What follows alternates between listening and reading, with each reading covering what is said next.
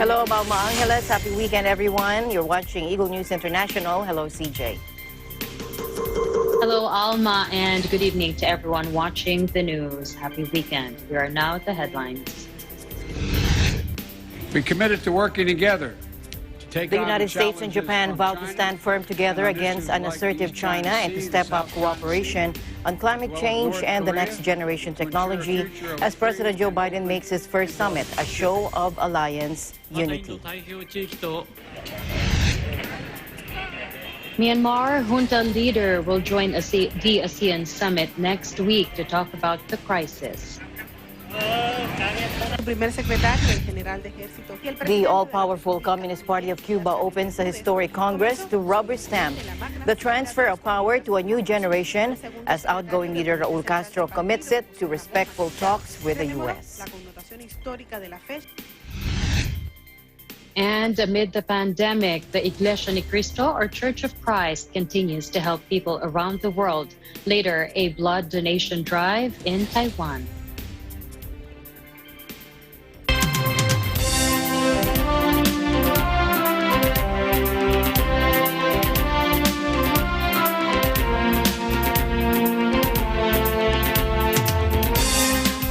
First off, to Switzerland, where the government announced it would significantly ease its COVID restrictions, despite the fact that the country's pandemic remains fragile and has even worsened in recent weeks. Joining us live is Mayan Glosser. Hello, Mayan.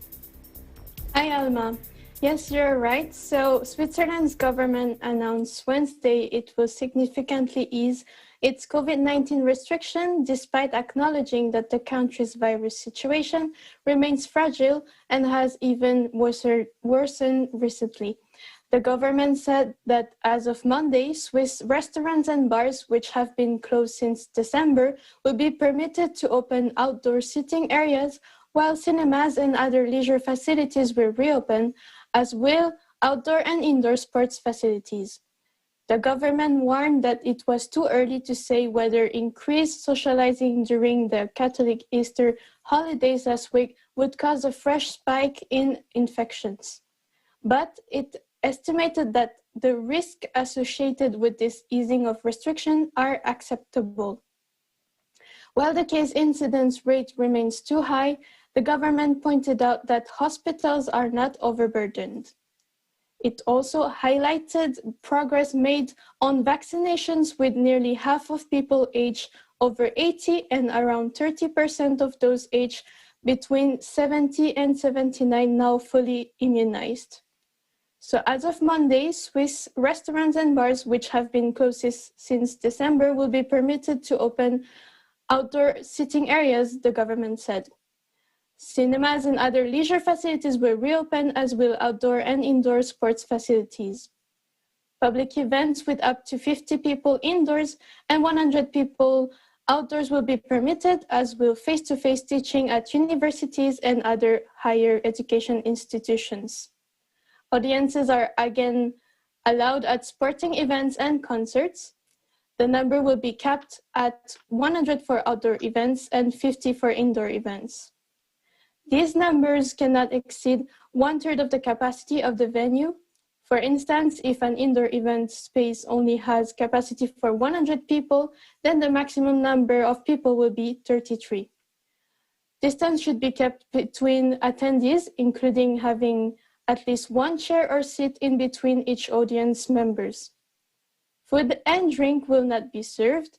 So the government said virtually all the activities again permitted from Monday should be practiced only while wearing a face mask and with appropriate physical distancing. The obligation to work from home remains in place. This was not changed as part of the announcement. However, the government also said it would reinstate lifted restrictions if needed. Back to you, Alma. Thank you very much, Mayan, for your updates. You have a safe weekend. Thank you for your time. Thank you, Alma. Thank you for having me. I'm Mayan Glosser reporting from the Geneva, Switzerland Bureau, and we live in interesting times.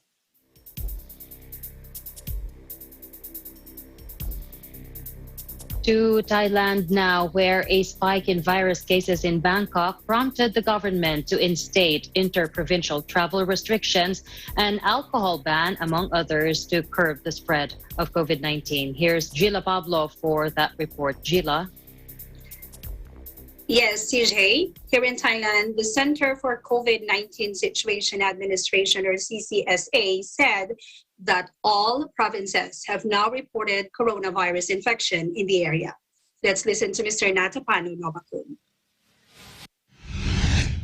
So this outbreak had actually affected all provinces, all localities, all regions in Thailand, rather. In the past, we had been counting that 15, 11, 9, 7 provinces had been COVID-free. Now, because of the travel of people that are positive from COVID from various clusters, for example, in Bangkok, traveling back to the provinces, this has caused the situation to be that all 77 provinces of Thailand have now reported cases.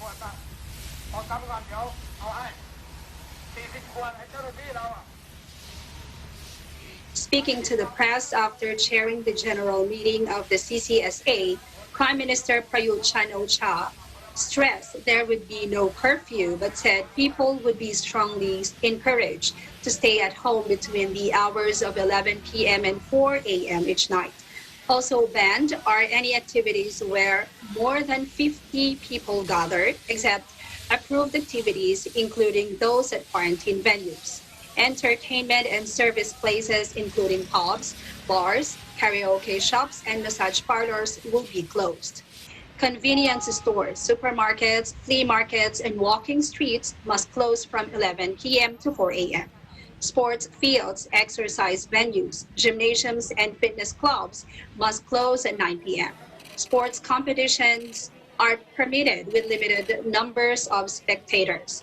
The CCSA declared 18 provinces red or maximum control zones.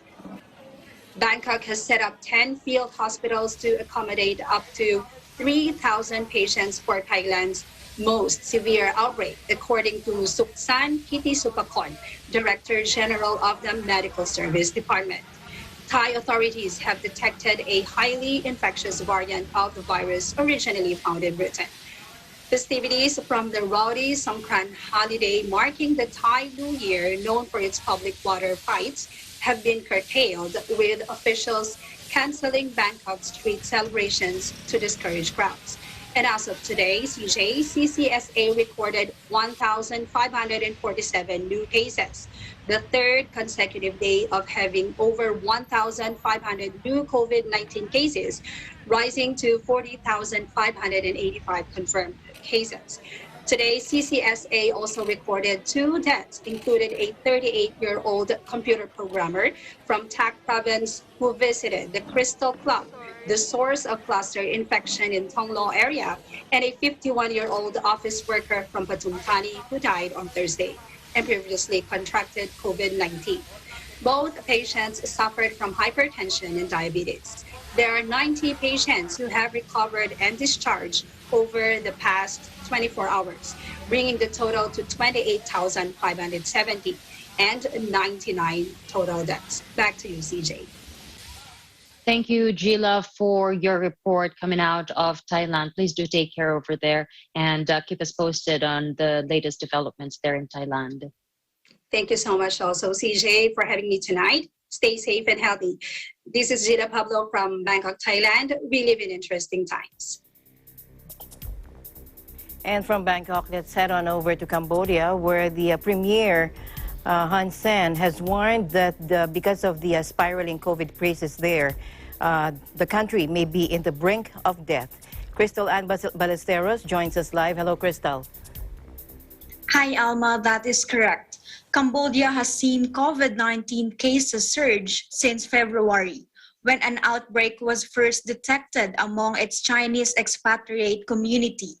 Authorities said last week that hospitals in Phnom Penh were running out of beds and that they had transformed schools and wedding party halls into treatment centers, while Hun Sen threatened quarantine breakers with jail time. Phnom Penh and adjacent city Tak Mau were Wednesday night placed under lockdown for 2 weeks to curb the spread, effectively halting the movement of more than 2 million people. Cambodia's latest announced figures exceeded 4,800, but the Prime Minister said Wednesday that an additional 300 cases had been detected.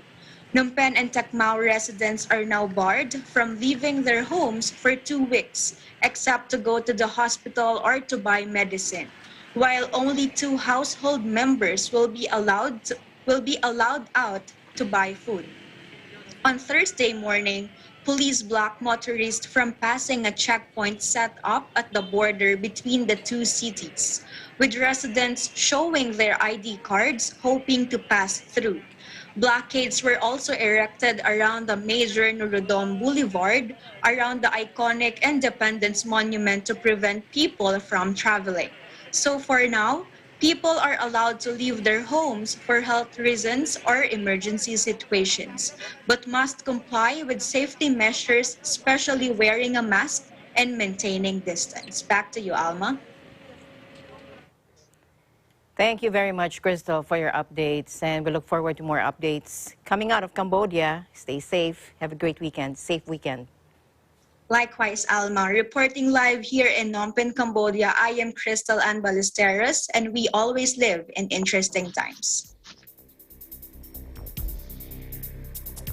From Cambodia, we now go to Spain, with infections again on the rise and Europe's vaccine rollout delayed over clotting concerns. The Spanish government is under pressure to extend a state of emergency. We have Beverly Madrid of our EBC Barcelona Spain Bureau with that story. Beverly, tell us more, please. Hello, CJ. Yes. The Spain Prime Minister says all jabs are safe, including AstraZeneca. According to Prime Minister Pedro Sanchez Tuesday, all COVID-19 vaccines being distributed in Spain are safe, including those made by AstraZeneca. Amid fears the AstraZeneca vaccine may cause blood clots, Spain and other European countries have imposed restrictions on its use for 4 weeks, slowing their vaccination programs. The Spanish government is under pressure to extend a state of emergency to fight the pandemic. Infections are again on the rise here, and as we all know, Europe's vaccine rollout are delayed because of clotting concerns. Activated in October, the measure allows the central and regional governments to adopt measures that curb individual freedoms, such as imposing curfews and closing regional borders to anyone moving without just cause. Now that is due to expire on May 9th. Prime Minister Pedro Sanchez has said his government does not intend to prolong it, arguing the regional authorities have sufficient tools to tackle the crisis and that vaccine was now available. The government has continued to insist it will meet its target of vaccinating 70% of Spain's population by the end of August. Johnson & Johnson on Tuesday said it would delay the European rollout of its Janssen vaccine, while Spain has limited AstraZeneca to people aged between 60 to 69. But the government has continued to insist it will meet its target of vaccinating 70% of Spain's population. So far, some 3.2 million people in Spain have been fully vaccinated, mainly residents and workers in nursing homes and older people who were given priority. More than 76,000 people have died in Spain from COVID-19. Back to you, CJ. Thank you, Beverly, for your update there in Spain. We're hoping for the best for everyone over there. Please do stay safe. Thank you, CJ. Reporting from Barcelona, Spain, I'm Beverly Madrid. We live in interesting times. To other news now, the United States and Japan vowed to stand firm together against an assertive China and to step up cooperation on climate change and next-generation technology as the President of the United States made his first summit a show of alliance unity. Waiting nearly 3 months for his first foreign guest due to the pandemic, President Biden told Prime Minister Suga Yoshihide that Japan enjoyed, quote, our ironclad support on security issues and beyond. Let's listen to them. We committed to working together to take on the challenges from China and on issues like the East China Sea, the South China Sea, as well as North Korea, to ensure a future of a free and open Indo-Pacific. またインド太平洋地域と世界全体の平和と繁栄に対して中国が及ぼす影響について真剣に議論を行いました。東シナ海や南シナ海における力による現状変更の試み、そして地域の他者に対する威圧に反対することでも一致しました。北朝鮮については、すべての大量破壊兵器、およびあらゆる射程の弾道ミサイルの CVID へのコミットメント、そして北朝鮮に対して国連安保理決議の下での義務に従うことを強く求めることで一致をいたしました。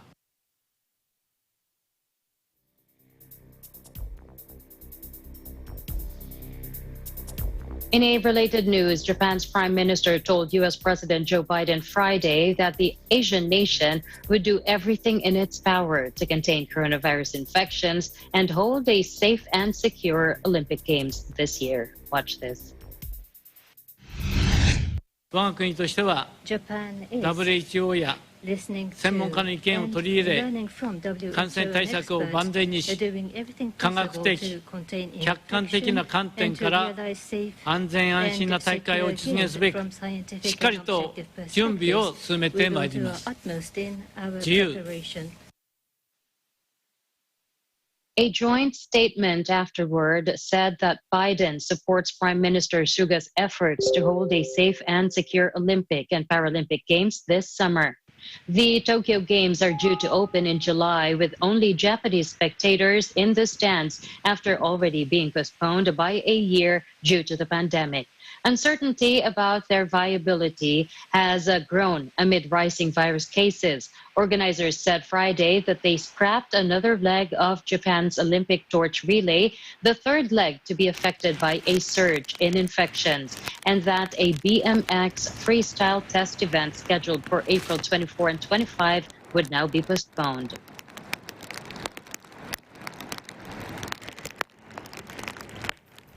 In other news, U.S. President Joe Biden called U.S. gun deaths a national embarrassment after the latest Indianapolis shooting wherein a former FedEx employee fatally shot 8 people and wounded several others at the delivery company's facility. Take a look. You know, this suspect came to the facility, and when he came there, he got out of his car and pretty quickly started some random shooting outside the facility. There was no confrontation with anyone that was there. There was no disturbance. There was no argument. He just appeared to randomly start shooting, and that began in the parking lot, and then he did go into the building, into the facility for a brief period of time before he took his own life. In the coming days and in the coming weeks, no piece of information will restore the lives that were taken. What we are left with this morning is grief. Grief for the families of those killed, grief for the employees who have lost their coworkers, and grief for the many Americans struggling to understand how tragedies like this continue to occur. This has to end. It's a national embarrassment. It is a national embarrassment what's going on. And it's not only these mass shootings that are occurring. Every single day, there's a mass shooting in the United States if you count all those who were killed out in the streets of our cities and our rural areas. It's a national embarrassment and must come to an end. Police in Indiana's capital city identified the gunman as 19-year-old Brandon Hole. 4 of the dead were followers of the South Asian Sikh religion.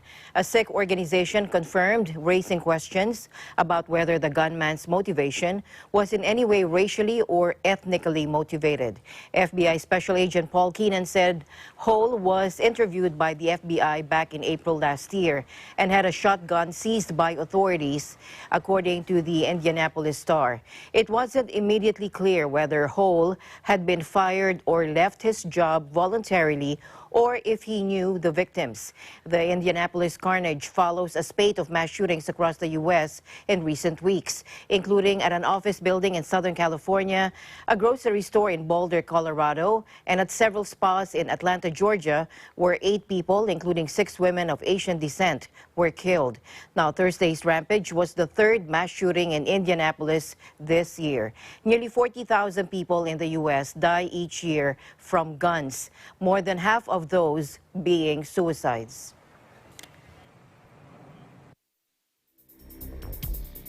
More shocking body cam footage, more fatal shootings by officers, and a murder trial nearing its conclusion. Public trust in the U.S. police has seldom been more strained. Take a look. Minneapolis Police Departmental Policy 5-300 authorizing the use of reasonable force. It is not. And why not? Video evidence showing apparent wrongful use of deadly force has been piling up, fueling a fierce debate on policing across the United States. In a court in Minneapolis, former officer Derek Chauvin is on trial for murder over the killing of George Floyd, with closing arguments next week before the jury delivers its verdict. As the trial examined grueling video of Floyd dying while Chauvin knelt on his knee outside the courtroom, fresh examples of police killings have stoked anger and protests. An officer who stopped young black man Dante Wright in a Minneapolis suburb last Sunday shot him dead in his car after mistaking her taser for a gun, all caught on body cam. In another case, Chicago police on Thursday released graphic footage of an officer shooting dead 13-year-old Adam Toledo in a dark alley last month, apparently suspecting he had just dropped a gun. On Friday night, there were new protests in Brooklyn Center, the suburb where Wright was shot, with about 500 people gathering before police moved in to break it up. Officers said some protesters came wielding shields and baseball bats, while glass bottles were thrown. About 100 people were arrested, public safety officials said. There were also protests over the death of Toledo in Chicago, where several hundred turned out.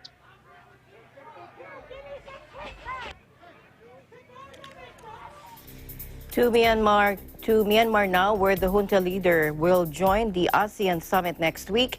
To tell us more about this and the ongoing developments there, here's Crystal Mapa, who is following the developments from Thailand. Crystal? Yes, hello, Alma and CJ. The Thai ministry here said that Myanmar junta leader Min Aung Hlaing will join a special ASEAN summit next week. This will be his first official trip since the coup, which deposed civilian leader Aung San Suu Kyi. The meeting of the 10-country bloc of the Association of Southeast Asian Nations, or ASEAN, is expected to address the ongoing crisis in post-coup Myanmar and will be on April 24 in Jakarta. The announcement drew dismay from activists who have long besieged foreign leaders not to recognize the junta. Earlier, prominent activist YY Nu on Twitter said, quote, ASEAN do not legitimize the Myanmar military junta as a government by inviting Min Aung Hlaing to attend the summit, end of quote, adding that the junta is illegitimate and illegal. The international community has largely condemned the generals for use of force against unarmed civilians, imposing targeted sanctions to top military brass, their families, and army-linked businesses. But regional leaders have sought to open communications with the regime, and on Saturday, Thailand's Ministry of Foreign Affairs confirmed that a summit of Southeast Asian leaders in Jakarta on Myanmar's situation will include the senior general. Meanwhile, more violence erupted Saturday in the central gem-producing city of Mogok when security forces cracked down on protesters. Despite the threat of violence, protesters have continued to gather across the country in defiance of the junta, carrying posters demanding of Suu Kyi to be freed. Some demonstrations like in Yangon and central Munaiwa City also touted support of the so-called National Unity Government, a shadow administration formed by ousted MPs working in hiding to thwart junta rule. So far, Alma, more than 700 civilians have been killed in anti-coup unrest, according to a local monitoring group, and more than 3,000 have been detained. Meanwhile, as part of its annual amnesty for Myanmar's New Year, the country's jails are also releasing more than 23,000 prisoners nationwide. So far, more than 3,100 people, the bulk of them anti-coup protesters and activists, have been detained, according to local monitoring group Assistance Association for Political Prisoners. It remains unclear if those released Saturday included post-coup detainees.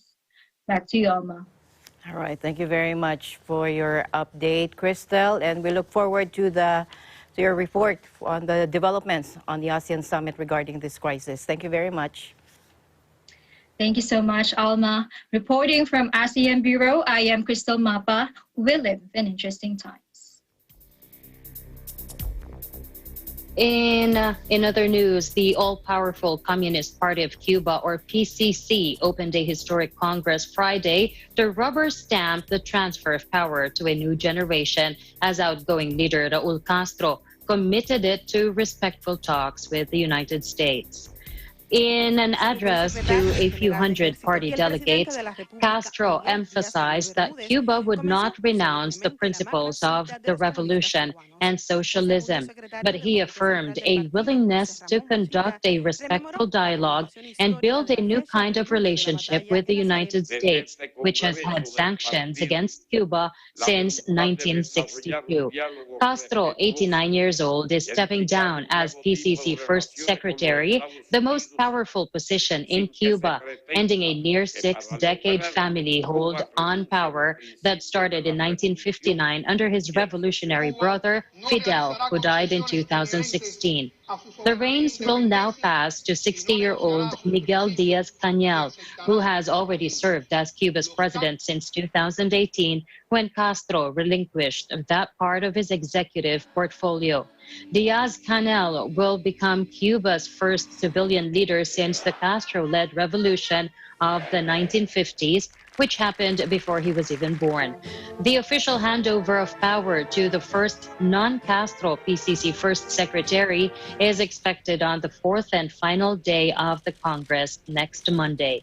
Before Raul, Cuba was ruled by his brother Fidel for nearly half a century, from 1959 to 2006.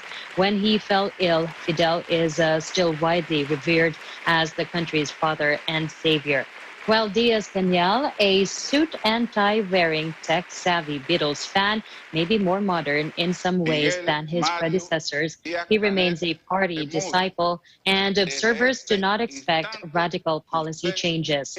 Ties with the United States after a historic but temporary easing of tensions under President Barack Obama between 2014 and 2016 worsened under Donald Trump, who reinforced sanctions.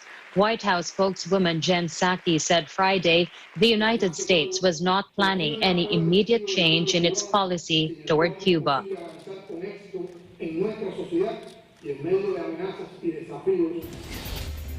And the news continues here on Eagle News. We'll be right back.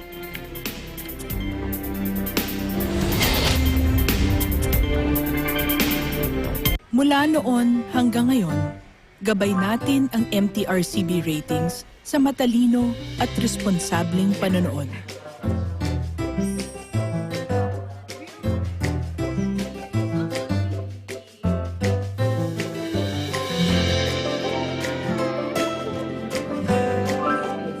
Sa tamang pagsunod sa MTRCB ratings, ginagawa nating ligtas at makabuluhan ang panonood ng bawat miyembro ng pamilyang Pilipino. Lumipas man ang panahon, hanggang may pamilyang Pilipino, andyan ang MTRCB. Factual. We have to defeat the virus everywhere. Timely information. Balanced, not only in the country, but also abroad. I'm certain of one thing. Interviews that people need to know. Watch Agila Pilipinas! A one-hour newscast of reports coming from regional hubs in Luzon, Visayas, and Mindanao. Know the important updates in Asia in ASEAN in Focus.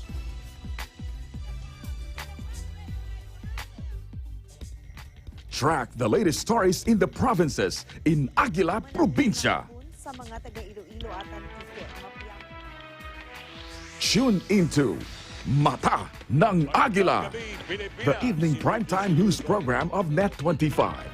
Balanced and objective, Mata ng Agila covers national and international issues, tackles news on business, health, science and technology, entertainment, sports and human interest features, and current events.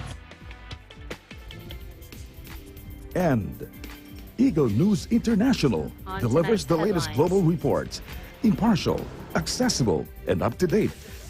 It brings to fore EBC's rich international scope and access to valuable information streams. Well, thank you to thank our help outdoor.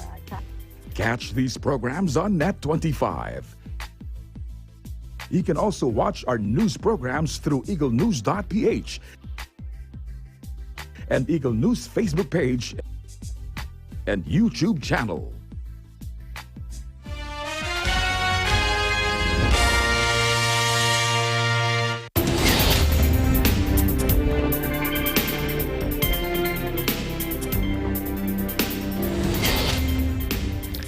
To Tokyo now, where the country confirmed a record number of cases. Plus an update on the Olympics. Joining us is Dennis Liu. Hello, Dennis. Tokyo confirmed 759 COVID-19 infections on Saturday, the highest since late January and topping 500 for 5 straight days. According to Japan Times, the figure in the capital comes after stricter virus countermeasures were implemented Monday for its 23 wards and 6 cities. Saturday's daily number is the highest since January 30th, when Tokyo reported 770 infections. Osaka reported 1,209 new coronavirus cases on the day, rewriting its daily record high and marking its 4th straight day with more than 1,000 new cases. Also in Osaka, the occupancy rate for hospital beds secured for severely ill patients with the coronavirus reached 102.2% as the number of such patients climbed to yet another record high of 274. Scientists at the National Institute of Infectious Diseases estimate that more than 80% of cases in Osaka and other Western prefectures are a coronavirus variant first found in Britain. The strain is viewed as more contagious than the original. They say the variant has also been spreading fast in Tokyo and its 3 neighboring prefectures since mid-March. It accounted for only about 10% of cases in April, but is expected to reach 80 to 90% by early May. In another development, another leg of Japan's Olympic torch relay has been scrapped and a BMX test event postponed over rising virus cases as uncertainty about the viability of the games grows ahead of their opening in July. The relay will be forced off public roads in southern Japan's Okinawa, organizers said Friday, the third leg affected by a surge in infections. In a statement, Tokyo 2020 said Okinawa Prefecture had requested the relay instead be held in restricted areas without spectators. This also comes after the Osaka region and Matsuyama City in western Japan scrapped the public torch relay over rising virus cases. In Osaka, the torch was instead carried around a closed course at the park, with the general public kept away. The virus surge has forced the government to tighten restrictions shortly after lifting a state of emergency, though the measures are far looser than lockdowns seen elsewhere in the world. Several test events and qualifiers have been postponed in part because of tight antivirus border restrictions. Organizers say they are still on track for the games to open on July 23rd and that they will be safe, pointing to virus rule books that will be updated this month. Reporting from Tokyo, Japan, this is Dennis Liu for Eagle News. We live in interesting times. Thank you, Dennis, for that story. Meanwhile, Russia has banned top officials from U.S. President Joe Biden's administration from entering the country. It also announced a wave of tit-for-tat sanctions and expulsions of diplomats as tensions soar between the rivals. The Russian action comes a day after Washington announced sanctions against Moscow and the expulsion of 10 Russian diplomats in retaliation for what it says was interference by the Kremlin in U.S. elections, a massive cyber attack, and other hostile activity. Watch this. I told them that we would shortly be responding in a measured and a proportionate way because we had concluded that they had interfered in the election and SolarWinds was totally out of the inappropriate. Today, I've approved several steps, including the expulsion of several Russian officials as a consequence of their actions. I've also signed an executive order authorizing new measures, including sanctions to address specific harmful actions that Russia has taken against U.S. interests. I was clear with President Putin that we could have gone further, but I chose not to do so. I chose to be proportionate. The United States is not looking to kick off a cycle of escalation and conflict with Russia. We want a stable, predictable relationship. If Russia continues to interfere with our democracy, I'm prepared to take further actions to respond. It is my responsibility as President of the United States to do so. Мы ответим на эту меру зеркально. Предложим тоже 10 дипломатам Соединенных Штатов Российской Федерации покинуть нашу страну. Юрий Ушаков порекомендовал послу Джону Салливану тоже поехать в свою столицу и провести там такие подробные, серьезные консультации. Moscow, in a forceful response, said top U.S. officials, including Attorney General Merrick Garland, Biden's chief domestic policy advisor Susan Rice, and FBI Chief Christopher Wray would be banned from entering Russia. Lists of officials banned from entry are usually kept secret, but Russia's foreign ministry said it was revealing that the names due to the unprecedented nature of the current tensions with Washington. Foreign Minister Sergei Lavrov told reporters that Russia was responding to U.S. sanctions in a tit-for-tat manner by asking 10 U.S. diplomats in Russia to leave the country while also expelling 5 Polish diplomats in response to a similar move by Warsaw. Despite the barrage of expulsions and sanctions, Russia's foreign ministry insisted that it viewed Biden's recent proposal to hold a summit with Putin positively, adding that it was currently under consideration.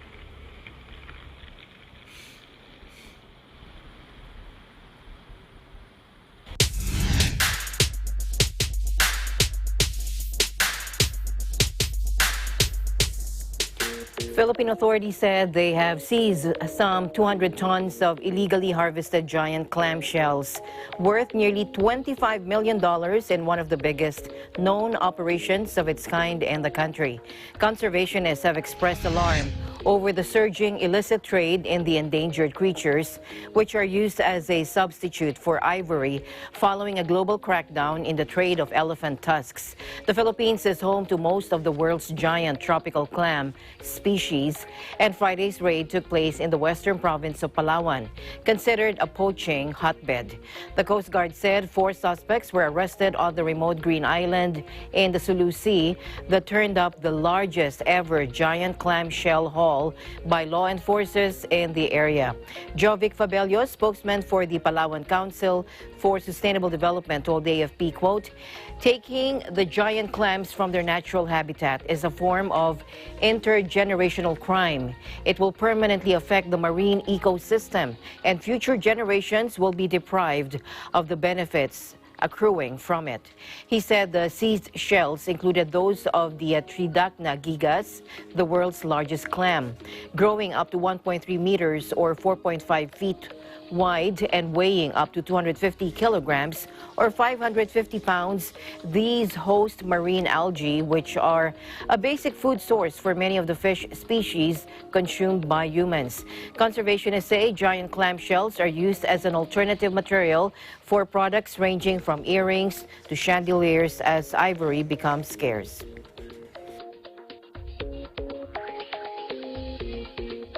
And now take a look at these images of a new sandstorm that cloaked China's capital on Thursday. The storms, caused by winds from drought-hit Mongolia and northwestern China, sent levels of the pollutant PM10, which can penetrate the lung, to 999 micrograms per cubic meter, a level almost double the hazardous stage. The World Health Organization recommends that levels not exceed 20 micrograms per cubic meter in a 24-hour period. City residents went to photograph the distinctive headquarters of state broadcasters CCTV, partly obscured by the storm. 1 month ago, Beijing had a sandstorm that was reported as the worst in a decade.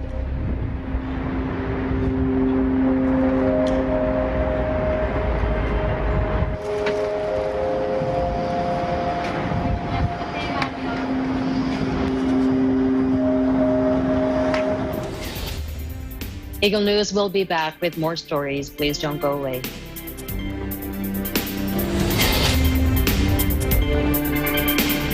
Mula noon hanggang ngayon, gabay natin ang MTRCB ratings sa matalino at responsableng panonood.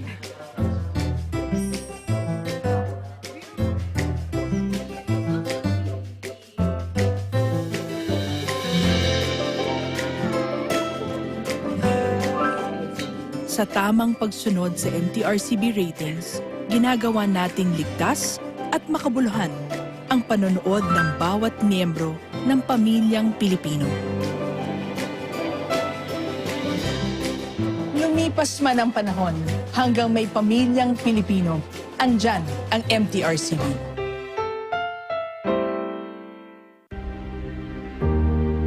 It says the best defense is still containment. We are in uncharted territory. Final volume 450. Fire on to 100%. Standing by. Construction.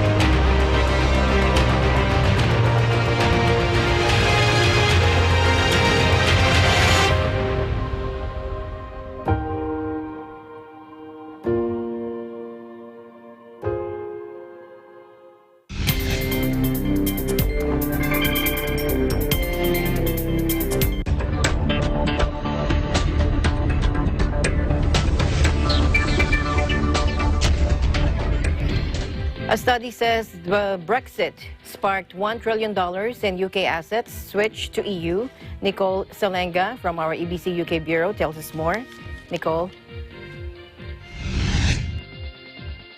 UK banks and insurers have shifted more than £1 trillion to the European Union in response to Brexit, a study published Friday found.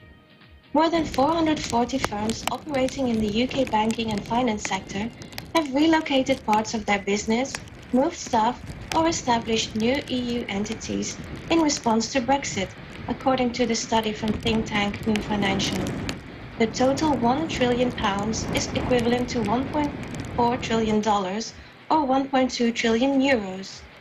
While this is the most comprehensive analysis yet of the impact of Brexit on the city, we think it is an underestimate. We are only at the end of the beginning of Brexit, New Financial warned in a report published almost 4 months after Britain left the EU. British-based banks have shunted in excess of £900 billion in assets into the bloc, or 10% of total UK bank assets.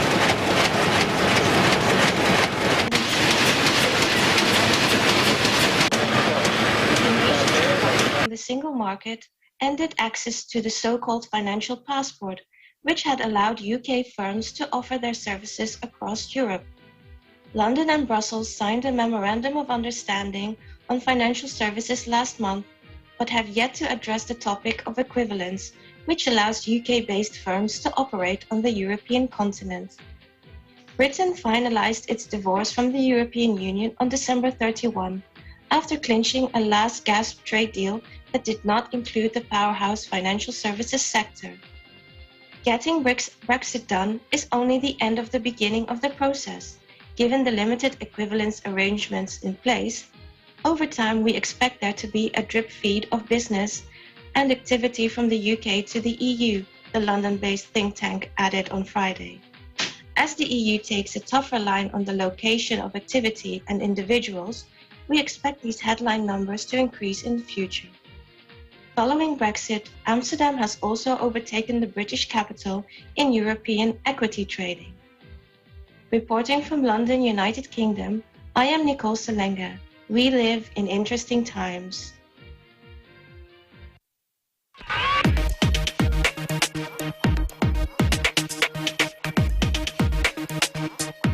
Now, images shared by the French army show soldiers training at the Saint-Cyr Military School's Morbihan site, featuring the Boston Dynamics robot dog Spot.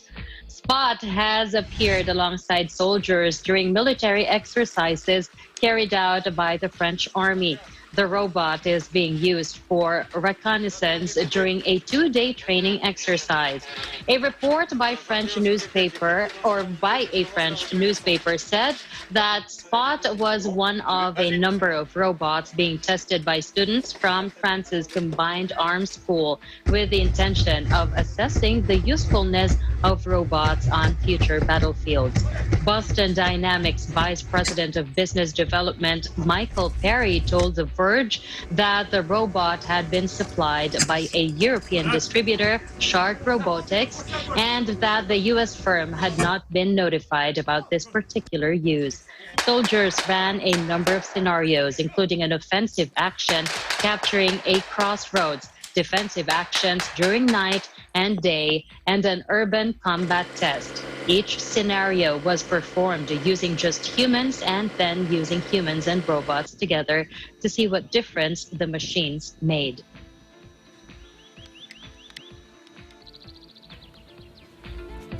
In other news, 2 Russian cosmonauts and a NASA astronaut touched down on the steep in Kazakhstan following a half-year mission on the International Space Station. Take a look. Russia's Sergei Ryzhkov and Sergei Kurtserkov, as well as NASA's Kate Rubins, landed on barren land at 04:55 GMT, around 150 kilometers, 90 miles southeast of the town of Shezkagan. The Soyuz descent module carrying the trio landed upright after descending through a cloudless sky on the fine spring day in central Kazakhstan, a Roscosmos TV commentator confirmed earlier. Molecular biologist Rubins, 42, and former military pilot Ryzhkov, 46, were rounding off their second missions in space, having both made their ISS debuts following launches in July and October of 2016, respectively. Kurtserkov, 39, another ex-military man, was completing his first mission. Footage from the landing site showed Rubin smiling as she received a bouquet of flowers from retired cosmonaut Yuri Malichenko, who was there 2 greet the crew. Now she will return to NASA's hub in Houston, while colleagues Ryzhkov and Kudserchkov are bound for Moscow as they wind down their missions. During her debut mission in 2016, Rubins became the first person to sequence DNA in space.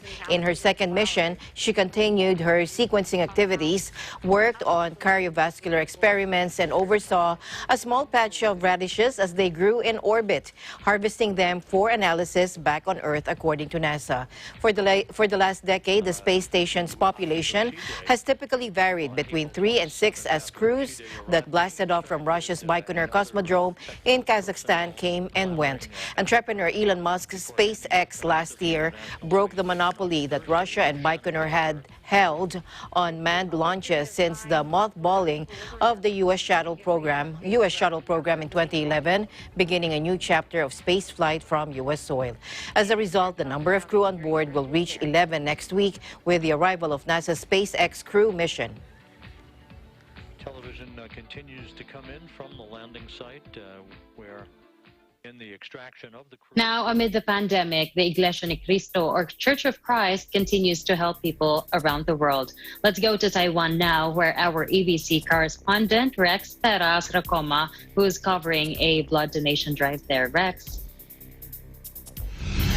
Whenever you possibly can, do good to those who need it.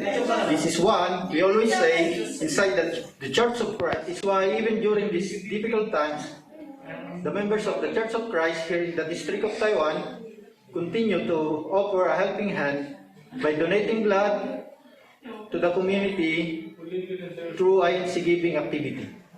Ang isinagawa pong blood donation activity ay nagpapakita po na ang mga kaanib po sa Iglesia ni Cristo ay laging nakahandang tumugon sa mga aral ng Diyos na ating tinanggap mula po sa pamamahala ng Iglesia ni Cristo, na sa lahat ng pagkakataon, hanggat kaya po nating tumulong, ay tutulong po tayo sa ating kapwa.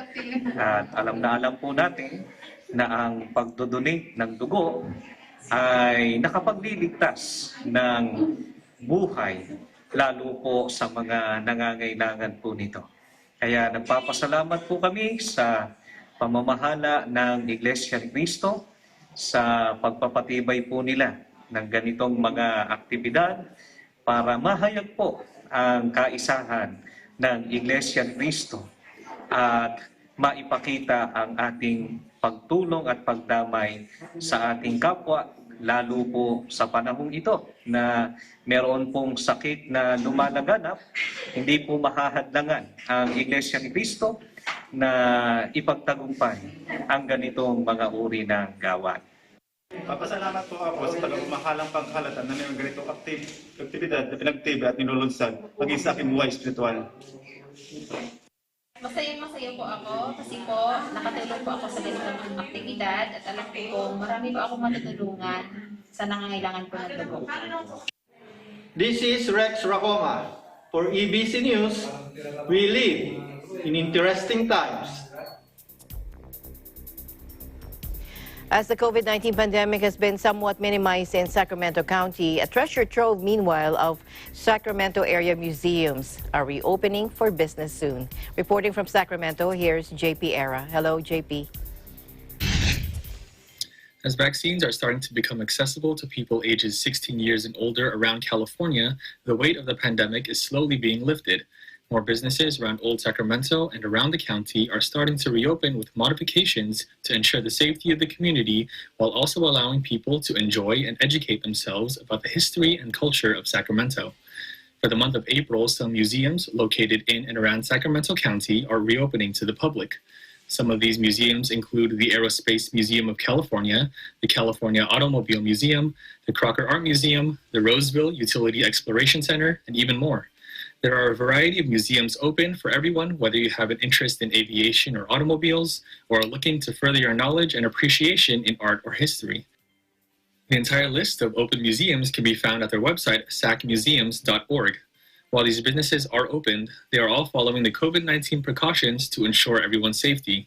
The museums are open up to 25% of their capacity, and all visitors need to wear a mask and maintain physical distancing while exploring their attractions. While they are open to the public now, depending on the condition of the county, they may shut down again if required by the public health guidelines. With the reopening of these businesses, it looks as if we are moving closer to the light at the end of the tunnel. With the full reopening of California anticipated in June, as announced by Governor Gavin Newsom, this is just one step towards that direction. As more people are being vaccinated, it is hopeful that we will finally be able to overcome this pandemic. During these times, please continue to take care of yourselves and each other. In Sacramento, JP Era, Eagle News, we live in interesting times. Thank you, JP. That's good. Take care of yourself and others. Thank you for joining me today, CJ. Thank you, Alma. We're all looking forward to the museums opening and for normal life to be back. So wherever you are in the world, please do take care and follow the protocols. We all want this pandemic to end very soon. True. And looking forward to having you back here in the studio, CJ. Yes, Alma, I do miss sitting there with you. Well, that's it for tonight's broadcast. Thank you so much for joining us. I am CJ Hero. Please join us again next week. We'll see you back next week. At the end of the day, there remains so much more to be grateful for. I'm Alma Angeles, and we live in interesting times.